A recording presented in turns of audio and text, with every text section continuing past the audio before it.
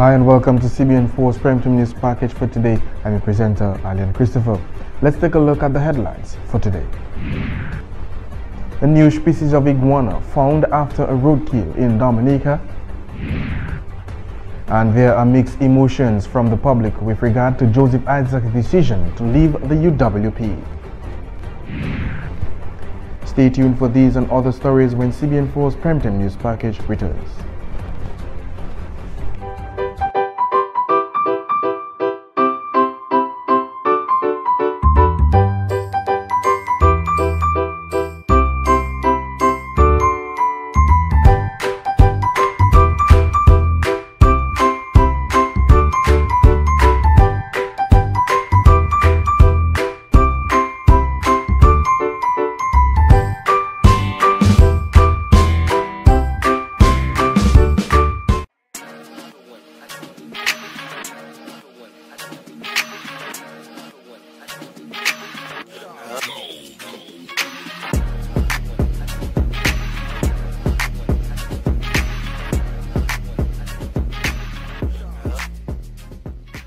L'année signe tout partout. Attention si vous êtes homme et bien femme.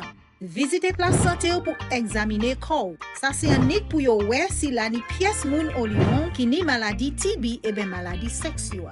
En compagnie moun qui ni maladie HIV pe ni TB aussi. Savent qui l'année guérison pour TB. Ou ça vivre en bonne santé même si ou ni maladie HIV. Parlez by docteur. Prends responsabilité. Aidez du bout si maladie TB et HIV. Ou agir tout le monde pour examiner corps yo.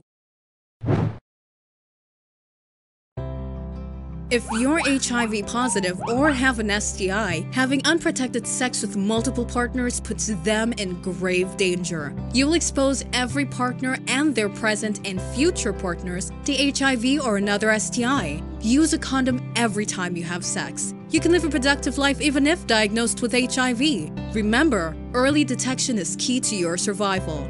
Be responsible, protect yourself and others. Help stop the spread of HIV and other STIs. And welcome back to CBN4's Primetime News Package. A new and dangerous species of iguana, the striped-tailed iguana, has been identified here on the island of Dominica. Janelle Brisbane, an ecologist doing voluntary works with the Forestry, Wildlife and Parks Division, said the iguana was located at Coliby Street from a roadkill. She said that the striped-tailed iguana is very close to Dominica's native iguana and are actually able to hybridize, and that's a danger to our native species of iguana.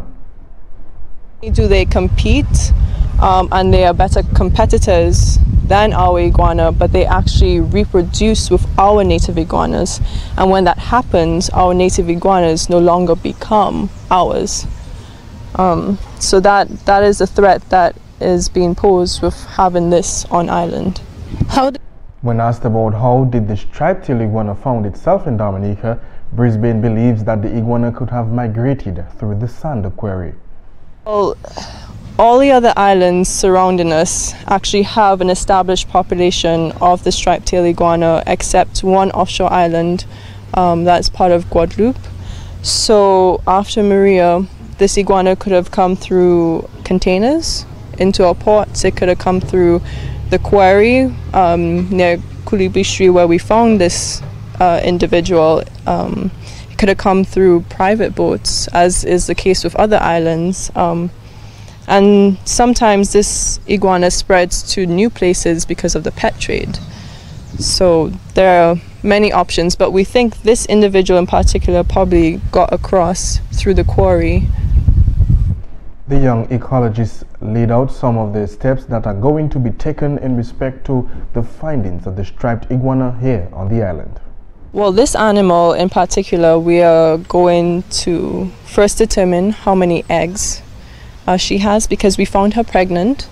So we haven't determined how many eggs she has, and we're hoping that she came to the island with these eggs. She hasn't laid already, and she's a new incomer, so that there was never a chance for her to lay, because then that would be another problem on its own. And then we're going to swab her just to ensure that she didn't come in with any diseases that could be harmful to any of our species here, and then take a blood sample for record keeping sake.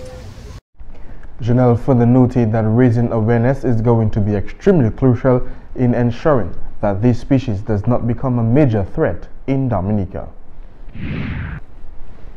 The National HIV and AIDS Unit hosted a testing day in which they invited the employees of Jolly's Pharmacy and media professionals from the various media houses. According to Lester Guy, interim coordinator at the National HIV and AIDS Response Program, this initiative was taken to create greater awareness of the disease and how those who suffer from it are affected by discrimination. Guy noted that the media plays a vital role in disseminating the information. Therefore, he hopes that the media professionals will be more eager to educate and inform the public on such matters after being tested. In recent time, while working at the National HIV Unit, it's not only about information and education, because some people think that they're educated and they still act the same way. If you're educated, that means your behavior should change. So if you're educated about HIV and how it is transmitted, why would you keep somebody at arm's length? That is very important. And for me, until people are able to do that, they're not educated. They may have the information, but I can't consider it education. Education is something that you apply. So I'm saying to our general public, and I'm saying to everybody who has a listening ear and have had the opportunity to interface with, if somebody is HIV positive or you think you know somebody is HIV, because you can only think you know. Somebody might come to tell you, Mr. Guy is HIV positive, but you have not seen it on paper. You're still speculating. You need to treat that person with respect, because at the end of the day, the only way that we're going to get to the targets that we want to get to is by people feeling comfortable coming to our healthcare system and being able to know that, okay, if I go to the hospital, nobody's going to see me going at a specific clinic and say, oh, wow. Guy further stated that the National HIV and AIDS Unit hopes that with the media's involvement, more persons will see the need to get tested as a means of protecting themselves. He went on to say that the evident discrimination against those who suffer from the disease or are rumored to have the disease is as a result of lack of education. To know somebody who is HIV positive, if you were to interact with somebody who is HIV positive, if somebody were to tell you they think somebody is, it really doesn't do anything for you to treat that person any different. HIV is just another infection, another disease. It may be cancer, it may be hypertension, it may be diabetes. You treat them with respect because they are individuals. And it may not only mean that the person has been living a life that places them at risk. It would be that I have got my wife and she may have been the one who cheated on me, and because of the trust that I have in her, she's contracted HIV. So it means that you need to see the person as a person and not as somebody who has an infection that you need to stay away from. And if that person were to be working in a restaurant, riding the same bus with you, playing on the same basketball court with you, none of those things that really put you at risk. And Guy admits that while the number of persons who are affected with HIV and AIDS remains at just about 400 people, that figure will be better controlled with the help of the media as it fulfills its role when educating the general public on HIV and AIDS. The Ministry of Health has expressed concerns over the large amounts of nurses that has been leaving Dominica since the passage of Hurricane Maria. The minister responsible for health, Dr. Kenneth Daru, says now more than ever the nurses are needed to help rebuild the country. Figures from the ministry states that 14 nurses, including retirees, left the country since the passage of Hurricane Maria. Nurses have been living in large numbers. I mean, and although this has been a trend, okay, we see now more than ever. We think that when we need our people to stay and rebuild, it's of course a concern to us. So we at the Ministry of Health, we have to put plans and programs in place to ensure that the Dominican population that we serve, that they receive the optimal health care. Daru also stated that some nurses are working extraordinary hours to keep the hospital functional. Meantime, the Permanent Secretary in the Ministry of Health, Davis later said the number of nurses leaving is a great concern for the Ministry of Health. And the Pan American Health Organization and the World Health Organization, PAHO, and WHO has launched a new study that will survey current migration trends of healthcare workers in the Caribbean and the CARICOM region. The results of the survey will be used to develop recommendations and address the challenges that migration poses the health sector of countries involved. The study will be conducted over a 3-month period in the 16 CARICOM countries and territories: Belize, Guyana, Jamaica, Suriname, Trinidad, Turks and Caicos Islands, and the English-speaking islands of the OECS.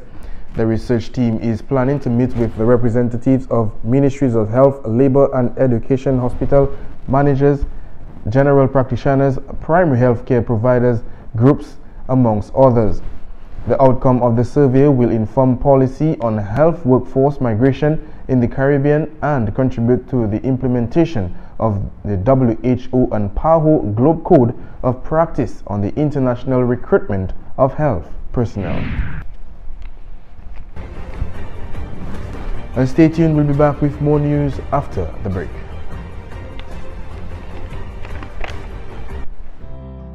If you're HIV positive or have an STI, having unprotected sex with multiple partners puts them in grave danger. You'll expose every partner and their present and future partners to HIV or another STI. Use a condom every time you have sex. You can live a productive life even if diagnosed with HIV. Remember, early detection is key to your survival. Be responsible, protect yourself and others. Help stop the spread of HIV and other STIs. There are signs everywhere. Pay attention whether you're male or female. Visit your health center to get screened. It's a preliminary test to determine if you are exposed to the HIV virus, an STI, or tuberculosis. Some people who are HIV positive also have tuberculosis. But there's hope. Tuberculosis can be cured. And yes, you can live a full life with HIV. Talk to your doctor. Be responsible. Help stop the spread of TB, HIV. Encourage everyone to get tested. Les moun ki ni TB estene e ben tousse, moun ki en bonne santé oli wen ka respire se vermine la. Moun ki pa ni bon tempérament kon sa ki ni maladie HIV, alcool, ka fumer, ti mamay e gwan moun bien sensible pour ces maladies sa la. Moun ki ka tousse ni pou prendre précaution le yo en parmi moun en place publique. Couvre bouche ou le ka estene e tousse. Visite docteur e ben place santé. Fini tout traitement yo ba ou sa jwen guérison et puis maladie TB. En responsabilité ou aider du bout sime maladie TB et HIV. Protéger corps et les autres. And welcome back. Parliamentary representative for the Roseau Central, Joseph Isaac, says he has failed on numerous occasions to persuade the United Workers' Party to move away from the traditional opposition approach to politics and to adopt a nationalistic approach, one in which the country comes first. Isaac said he has tried selling the idea to the leader of the UWP, the executive and the general council of the party. He made these statements at a press briefing while announcing his decision to leave the UWP. But to no avail. I've also formally written to the leader of the party expressing my many concerns, including but not limited to my concern about the party-centered approach, and express my desire for a more nationalistic approach. After much agitation, I've concluded that my party is diametrically opposed to this nationalistic philosophy. Isaac further stated that after much agitation, he can conclude that his party, the UWP, is diametrically opposed to this nationalistic philosophy. And for countries such as Dominica, politics take prevalence in their everyday life, and when politicians decide to resign out of a party, that type of news gives way for concern. The United Workers' Party already faced a major shock when the parliamentary representative for the Roseau South constituency, Joshua Francis, decided that he will not be contesting the next general elections under the United Workers' Party. And now another prominent player, Joseph Isaac, has decided to call it quits on the UWP and to stand as an independent member. What is the public's response? Mostly skeptic. Every man have a choice. I cannot make the man choice. Because you know, in the world, just say, before he make man will make something to claim themselves too, you know. Before man born, he know what man will do. So what I can say, the man have a choice, like, if he going to independent, like if he have the same people, I don't know. But the way the thing going, it do go nice because they was together, talk together, and what you have to do now, you have to talk for them people that get the vote, that vote for themselves, you know. Talk for them and tell them what you're going to do. Right now, he don't respect Dominican. That's a problem. If I doing a song if I go in a song in a studio and somebody come and tell me like, you have to change that. You see, seeing I have to change it. So that is where the man moved there. So what happened? All what I can say again, you have to tell people that vote for him. So what do you think about Joseph Isaac decision the best thing he should do? 1 minute. Decision to move from the UWP to be an independent candidate? Well, I feel the best thing for him to do is go on his own, better support that he can get, instead of watching and fighting no one to get a position. Isaac, it tells me that, to me, every politician in Dominica seems that they are hungry, they are beggars. Every time they get an offer, they take the vote of the people, they take the people confidence and do whatever they want with it. And in a democracy country, these things cannot happen. And Joseph Isaac move at this time is a wrong move. Whilst we as a people looking to develop a country that is falling, and if we have eyes and people have eyes and ears, they will see we are living in a fallen state. We cannot afford to be raising up children in that kind of condition under kind of leadership like that. These people has no head, and I cannot believe Joseph Isaac is making a move like that. And these people are looking for people to take a stand, and it is time that the people of Dominica stand for their country and not for man and political parties. Independent candidate at this, I just have to step aside, go back to the poll, and if there is a re-election for his position, yes, let it be like that. But we don't need no independent person at this time in the country. We don't need that.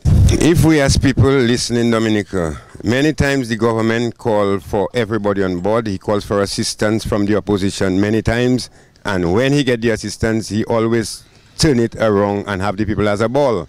So at this time, Isaac being with him is just for his personal benefits and not for the benefit of the country or for the people of Roseau Central. No. Well, really, I haven't heard Mr. Isaac reason. I've been working on it. I'm going to chance really to be abreast with the news. Whatever his reason, I find it's a political. I don't know. It's kind of a political reason that he's taking on, unless if he's just decided that he's not into politics anymore. You know, and it really throws the whole political situation in Dominica into a really kind of I would call not really into how would I call it? Not really chaos in a way, into a kind of a upheaval now, you know, that is really going to work very much in favor of the government, I think, you know. So that whole scene there with the opposition, I think the opposition have to really get the act into order right now, you know. That's what I want to say now. As Dominica seeks to recover from the impacts of Hurricane Maria, the political arena seems to be buzzing with activity. A recent announcement made by the Roseau North constituency parliamentary representative, Mr. Joseph Isaac, that is to resign from the United Workers' Party, which stands in opposition to the government-led regime by Honorable Roosevelt Skerrit, to be an independent candidate. But there are mixed emotions, especially from the supporters of the United Workers' Party who voted for Mr. Isaac at the last general elections. Many persons claim that they feel like Isaac has a personal benefit and that this move was made solely for his gain. Marisa Stedman reporting CBN4 News. And also in the news, the Prime Minister of Dominica, Honorable Roosevelt Skerrit, has stated that he is heartened and inspired by the tone and tenor of the announcement by the parliamentary representative for the Roseau Central, Joseph Isaac, on his decision to leave the United Workers' Party. Isaac resigned from the UWP earlier this week, stating that the UWP is diametrically opposed to nationalistic philosophy and is unwilling to move into a more nationalistic approach to politics. That finally, some in this country are coming around to the realization that a divided Dominica, especially at the national leadership level, will not progress at the pace that is required. Mr. Isaac clearly given his decision much thought. His utterances in recent weeks, though reasoned and responsible, would no doubt have offended those in his party, who would rather that the proverbial political dagger be always drawn in pursuit of party supremacy. Skerrit further stated that Isaac's decision to sit as an independent member in Parliament is significant. The government, which I have the honor to lead, welcomes this magnanimous gesture, and I intend, as the leader of the government, to request a meeting with Mr. Isaac at the earliest convenience to discuss and determine a framework by which we can work together in the interests of Dominica and to the benefit of the constituents of Roseau Central. The Prime Minister said that this development comes at an interesting time in our post-hurricane recovery efforts. He said 6.5 months is a perfect time for us to stop and assess progress made, as well as make necessary adjustments to ensure that we expedite recovery efforts, particularly as they relate to persons who are still vulnerable to the elements. An assistant amphibian technician on the mountain chicken project in Dominica, Josh Barron, has announced that temporary works has been done on the housing facility for the mountain chickens, better known as the crapo. The facility suffered extensive damages during the passage of Hurricane Maria. Barron said water connections were also damaged, but that too has also been restored. The Forestry Division has been dedicated to continue working on our project. And after Hurricane Maria, unfortunately our facility was badly damaged. We lost our roof and connection to water and stuff like that. But the roof has been covered by forestry staff and using materials, and then our connection to our water has been restored, and right now we have redone the pen for the frog, so our frog is now living comfortable again. Barron further stated that covering of the pen means that rainwater and other animals will be kept out of the facility, and the division can now focus on continue its captive breeding program. Stay tuned, sports comes up shortly. Les moun qui ni TB estene e ben tout se, moun qui en bonne santé oli wan ka respire se vermine la. Moun qui pa ni bon tempérament kon sa ki ni maladie HIV, alcool, ka fume, ti mamay e gwa moun bien sensible pour ces maladies ça la. Moun qui ka tousse ni pou prendre précaution le yo en parmi moun en place publique. Couvre bouche ou le ka estene tousse. Visitez docteur et ben place santé. Fini tout traitement yo ba ou sa joine guérison et puis maladie TB. En responsabilité ou aider du bout si mais maladie TB et HIV, protéger corps et les autres.